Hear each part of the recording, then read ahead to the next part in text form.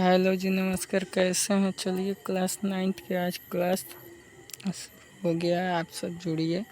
इस क्लास में सबसे पहला चैप्टर है हमारे आसपास के पदार्थ। चैप्टर का नाम है। पहला चैप्टर आज स्टार्ट हो गया।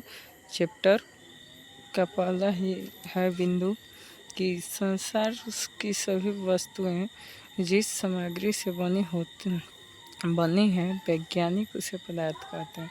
ये संसार में जो भी कण दिखते हैं उसको हम सब पदार्थ कहते हैं वैज्ञानिक की भाषा में। आगे है वे वस्तु जिनका द्रव्यमान होता है और स्थान आयतन घेरती है पदार्थ कहलाती है। पदार्थ कोई पूछेगा कि पदार्थ किसे कहते हैं? वे वस्तु जो स्थान घेरता है, ठीक है, जिसका आयतन होता है, ठीक है, उसे पदार्थ कहते हैं। प्राचीन भारत के दार्शनिक ने पदार्थों को पंचतत्व वायु, पृथ्वी, अग्नि, जल और आकाश से बना बताया और पदार्थ को इन्हीं पंचतत्वों में वर्गीकृत किया है। यानी भारत के जो प्राचीन भारतवासी थे, यानी पुराने ज़माने के, वे पदार्थ को 5 ही भागों में बांटे थे। अब पता नहीं, अभी तो 3 ही भाग है, ठोस, द्रव, गैस। लेकिन हिंदू कैलेंडर के अनुसार, हिंदू वेदों के अनुसार पदार्थ 5 होते हैं। कौन कौन? जल, वायु, ठीक है, भूमि, आकाश, ठीक है, और आग। ये 5 पदार्थ हैं। सभी पदार्थ कणों से मिलकर बने होते हैं। ये बात बिल्कुल राइट है, आपको याद होना चाहिए। आगे, पदार्थ के कण अत्यंत सूक्ष्म होते हैं। यानी पदार्थ के जो कण होते हैं बिल्कुल छोटे छोटे होते हैं। पदार्थ के कणों के बीच रिक्त स्थान होता है। यानी पदार्थ के कण जो होते हैं उसके बीच में कुछ खाली जगह भी होता है। पदार्थ के कण निरंतर गतिशील होते हैं।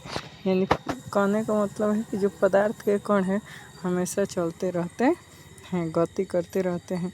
पदार्थ के कण एक दूसरे को आकर्षित करते हैं, यानी आपस में एक दूसरे को आकर्षित करने का काम करते हैं, तभी तो पदार्थ मिलता है, नहीं तो नहीं बनता। पदार्थ के कण नहीं।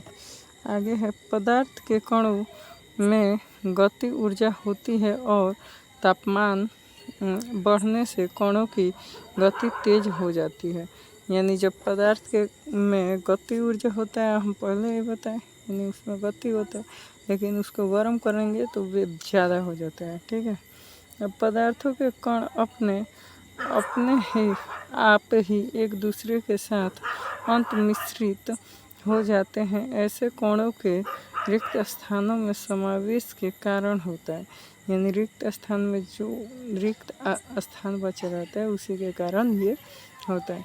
दो विभिन्न पदार्थ के कणों का स्वतः मिलना विसरण कहलाता है। दो पदार्थ एक में मिलेगा उसे विसरण कहेंगे। पदार्थ के कणों के बीच एक बल कार्य करता है। यह बल कणों को एक पदार्थ साथ रखता है। इसे अंतरागुण